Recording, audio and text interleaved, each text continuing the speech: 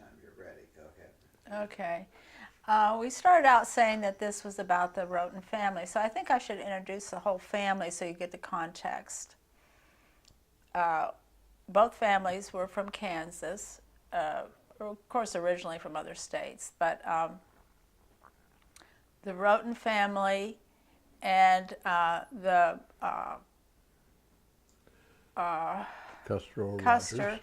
Custer Rogers McCunningham. Really, the McCunningham would be the line you'd say if you were talking about a genealogy. So anyway, our father was Carl Hubert Rhoten, a very handsome, very dignified person that people truly loved. And part of the reason why they loved him, I suppose, was that he was generous. And if he loaned money to somebody, he said, easy come, easy go. He wasn't going to think about it again or go chasing people trying to get him to pay back money. So he was that kind of guy. He really didn't talk hardly at all. He was very quiet. But he was very handsome. He was very kind and considerate. He was the kind of person who put his brothers and sisters through college, even though he never got a chance to go. He just was a provider and a person who took care of people. And so we were very fond of our father, Carl Hubert Rhoten. Our mother was Mary Elizabeth Rogers, and her family came from, her grandfather came from Ireland. That was Daniel McCunningham. He married Mary Celeste Kirkendall Lawrence, who we believe was part Indian. And he came to the United States when he was 12 years old. He lived in Pennsylvania for some number of years, and then he moved to Texas, and he married Mary Celeste Kirkendall Lawrence. And we don't know whether she had the property initially or not, but at any rate, they had two ranches, one in Kansas and one in Texas. He did not ride horses. He rode a carriage. His wife, Mary Celeste, was the horse rider. She rode a side saddle, and she was in charge of the ranch that was in Kansas, and he was in charge of the ranch that was in Texas, and he was in the Texas legislature at one point. It turned out that I think they had, I don't know, 9 or 10 children. Our grandmother, Myrtle Wilmoth McCunningham, was the last child, the youngest child. And and when he was also a cattle inspector, and I don't know how he did that, not riding a horse, but apparently he rode his carriage out, and he inspected cattle, and they both had cattle ranches. And at one point he decided to buy a herd of cattle in Mexico and herd them up to the United States. And it turned, and his wife, was very much against this investment. And he went ahead and did it anyway, and was having the horses driven up to the United States. And some other inspector found that they had hoof and mouth disease, and they were not allowed into the United States. So they lost both of their ranches from his poor investment. And she never spoke to him again. And years later, he had to live with his son, and she lived with my grandmother. And years later, when she was dying, he came to ask her for her forgiveness, and she turned her face to the wall. So he was never forgiven for that mistake. And my grandmother was a very tough woman. Myrtle, she was a large woman. She wasn't fat. She was what you would call stout, I think. She was very, when she danced, she could dance really wonderfully, and she was really a great dancer. And she was very dignified looking. I never saw a hair on her head out of place. Her house was kept very neat, and she was a master cook. And during the Depression, in order to make a little extra money, she turned her house into a restaurant. So like on Sundays, people would come to her house and pay for Sunday dinner. And then eventually they had restaurants. And in the restaurants, she was the bouncer. She had a policeman's billy club. And it was during the war, World War II, and they got a lot of business from the soldiers that would come to their restaurant. And in her descriptions of putting soldiers out, I think she enjoyed using her billy club. She was, in some respects, a violent person, but a very kind grandmother. And I was the first grandchild on that side, so I'm sure I was given special treatment. And so the Rhoten family, they can trace their lineage back to the late 1600s. I believe the first will that was filed in, what was it, Elsa? York County? I can't remember now the county, but it was, at any rate, it was the first will that was filed in a county here in Pennsylvania that the Rhoten family came from.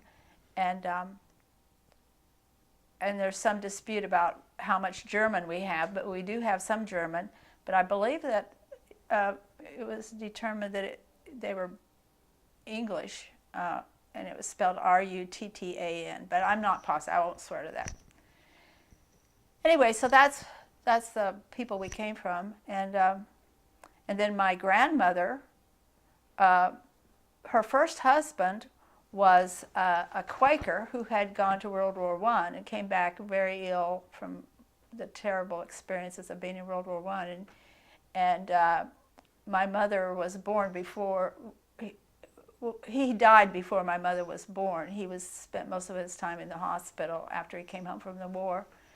And so then my grandmother remarried, and her last name was Custer. The man she married was supposedly related to General Custer, and somewhere or another was a cousin. So I have this grandmother who looks like an Indian. My grandmother and my mother both had brown eyes and black hair and darker skin than we have, and it was I always thought it was kind of curious because we would go to visit our grandmother Custer and her husband, and they had Custer's Last Stand, the big painting of Custer's Last Stand behind their sofa. And when we went to visit our grandmother's house, it was sort of like the Indians were in charge. And it was Custer's Last Stand. So we had sort of a peculiar idea, I think, maybe of which side we were on when we watched some of the movies. I think we were rooting for the Indians, maybe. Yeah, I just remember just the graphicness of that painting was, because it was very vivid to all the scalpings and all the things. It was a very descriptive painting of what a massacre would have been like. And it was, I always had an impression, I always will remember that painting going over there. And my grandmother, she was awfully strict, and but Roy, which was her husband, my grandfather, he was kind of a small guy. Yeah, he was your step-grandfather. Yeah, right. Because, okay. Well, she never had, yeah. So anyway, he was a really sweet man, and he's the one that spoiled the grandkids and did things, and he always said yes, and she always said no to whatever it was. And I remember the time me and two cousins, we went out, and so I was 11 years old, and so he was going to teach me to drive. So I got it. I was driving his car, and somehow I got flustered, and and of course he probably had gotten flustered too, I basically hit a parked car on the wrong side of the street, and my poor granddad had to tell his kids to get the hell out of there and run home, and he had to stay there and explain how he hit a parked car on the wrong side of the street, you know.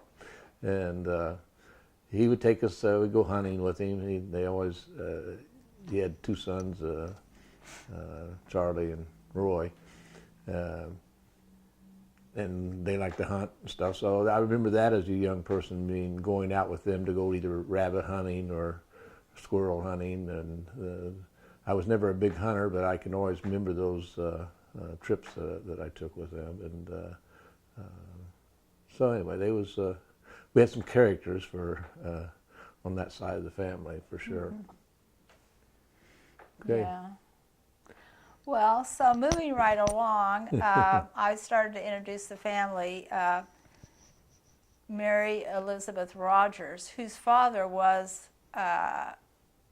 real father was a Quaker. So the fact that he went to World War I, I'm sure, to his everlasting regret, for whatever reason that he did join the Army and go to war, it did not work out well for him. So coming to our family, which would be Carl Hubert Rhoten and Mary Elizabeth Kirkendall Lawrence, I was the oldest.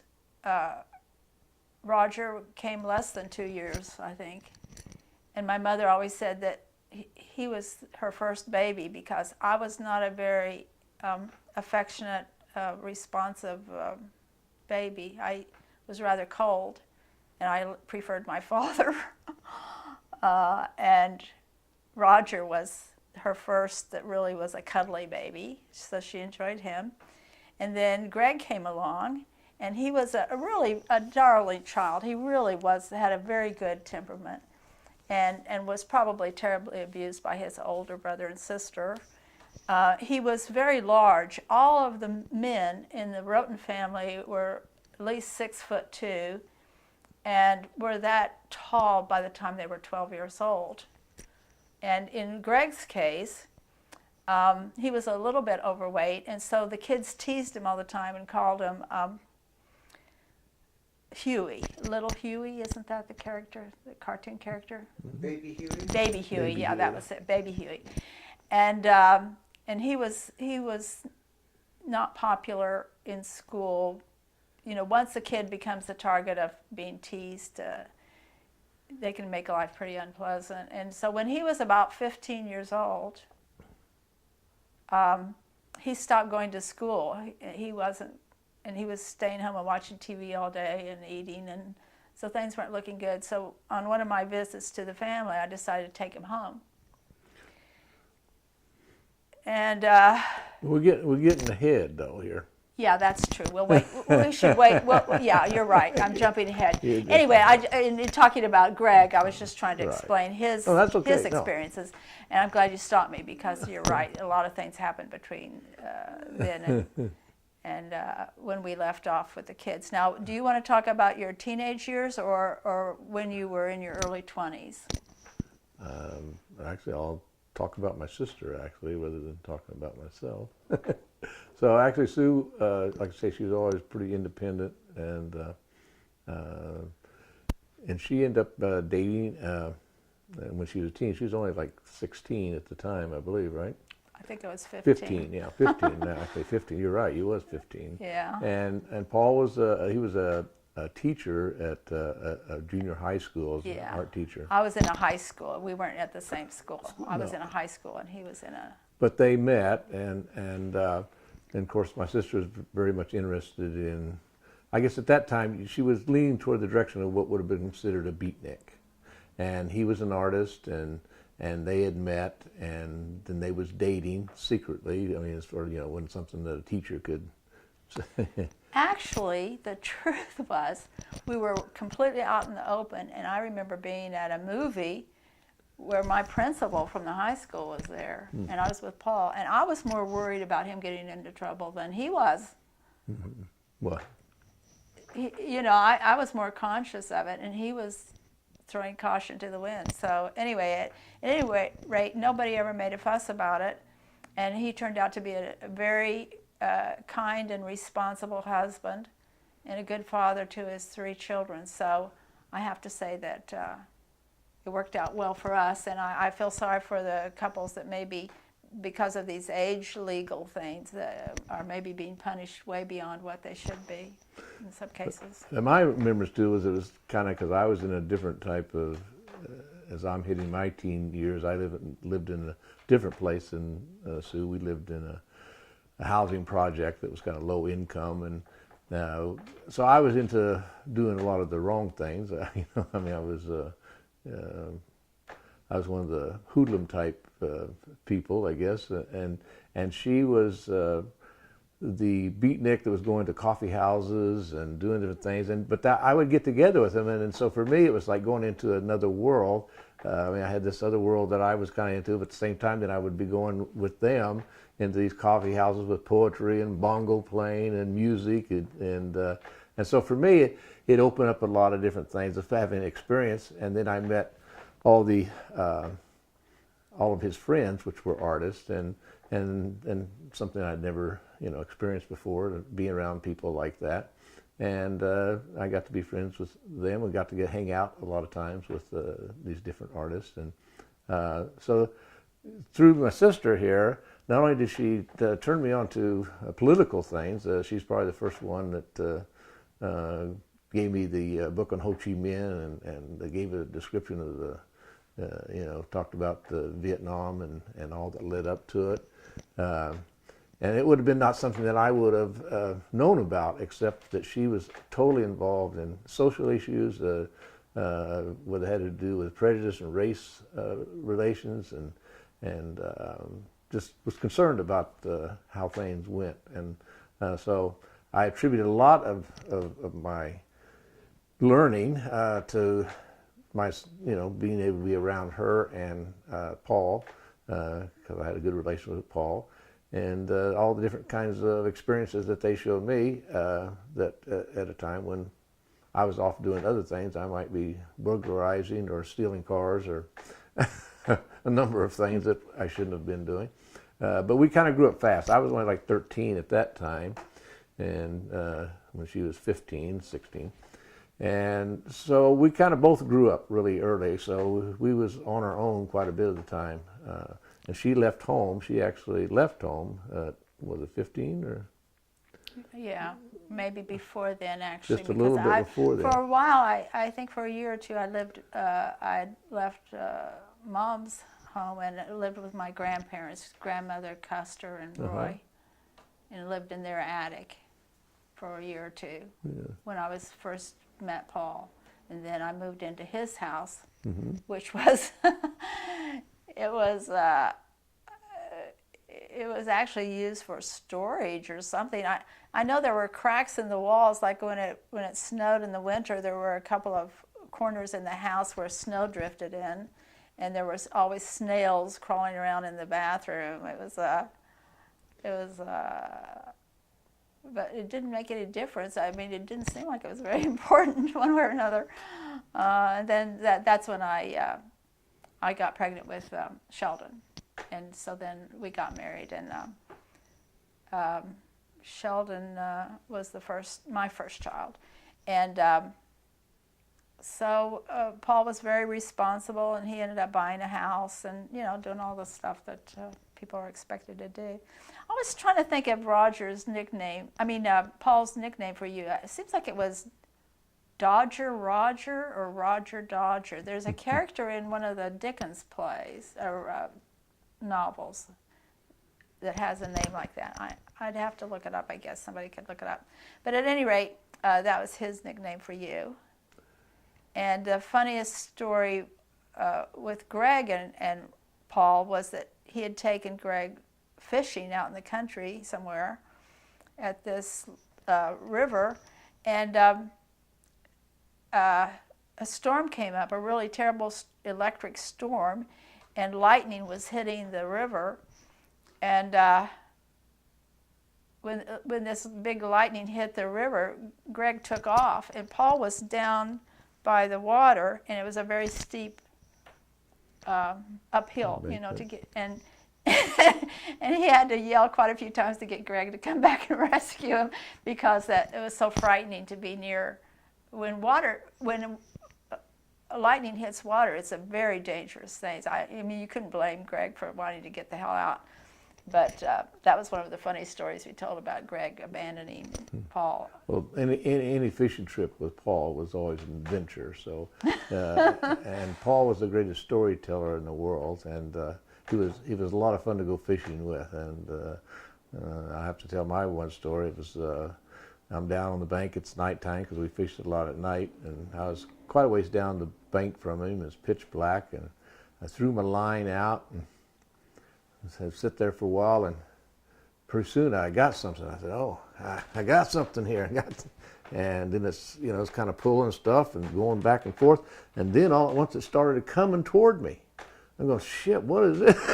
I mean, and the thing came up on the shore. And it turns out I probably had hooked a muskrat. But it scared the hell out of me. Here, everything I got a fish on once it starts coming at me, and come running up on the shore. And, I always remember that one. I don't remember that. Yeah, that's definitely a Paul story. Well, what happened was when she left, and we moved to that other part of town, what I was telling you about. That was me and my mom and Greg, and Sue was living elsewhere at the time. Well, first I was living with my grandparents, and then I Right. was living with Paul. Right, and so a lot of the things that I got into doing, and doing different things, which wasn't the best path to be taking, but it was one I was on at the time. But like I say, I was only 13, and what I admit, what I was going to say was that at that fourplex that she spoke about, and she had the teenage girlfriends, and there was guys that came over to the house, and I met these two guys. I think George Elkins was his name, one of the guys, and he'd been there. So I'd met him several times there. So now to change the whole thing, now I'm living in Plainview, which is a really rough area, and there was a lot of crime. It was had been the housing project during the war for Boeing aircraft, and then it turned into be a low income area. It's a town of its own, actually, and it had so you had your black, Mexican, and poor white, and everybody was kind of scared to go in this area of town. You didn't come to Plainview unless you knew somebody, because you probably could get beat up if you did. And where am I going with this story? Well, you were. Oh, now I'm just talking about this person. And so in one of the nights, these guys, they came up with they had a liquor store they wanted to break into. And actually these two guys that I had met from her friend. They were actually her friends several years before. And so I kind of thought that they would be trustworthy, and they wanted to break into this liquor store, and there were several of us in this group, and so we all agreed to do it, and then when we got there, we didn't like the way it looked. I didn't like the way it looked, and one other guy, but the rest of them all wanted to do it, and so we went ahead and did it, and while we're breaking into this place, and they're handing out the whiskey and out the back window, and all at once, the lights just light up everywhere. And I took off running, and the other guy took off running, and then all at once, all this fire starts coming. One of them had a burst. It was a submachine gun, like the old style, like the gangster type, the deal. And I was running. I remember I tripped, and I fell, and I wasn't about to get up. I was so scared that I wasn't about to get up, and they was all over the place. And they caught all. There's one guy was still out in the field. There was a field there, and he got away to the field, and they got us all handcuffed, and I remember they handcuffed us around this telephone pole, and they all posed for the newspaper with. All of them with all their guns and their shotguns. And it was on the front page of the newspaper, these teenage boys handcuffed around a telephone pole, and all the military-looking police with their guns lined up, the way you would expect to see like a big game hunt or something. And there's my brother. And so, of course, the funny part about this whole thing was probably maybe 5 miles down the road, some guys got into the place, and got like $35,000. And so here I've got every police officer in the county and in the city trying to, and what it was a setup deal. Those two guys that I knew was actually working for the police, and they had set the whole thing up and had the police already there waiting for us. And so once we got in the deal, then it was, and they actually, everybody, the rest of the older guys, because I was a juvenile, so the same thing didn't apply to juvenile, so they got off because of entrapment. They was able to prove that it was a set-up deal. And I didn't really have to do that. They took me to a detention center, and I had to spend a couple of weeks there, but I did get out and got out on parole and stuff. But they got off free because they said it was entrapment, and so a technical legality. And so that was my youth of crime. 13 was not a good year for Roger. And then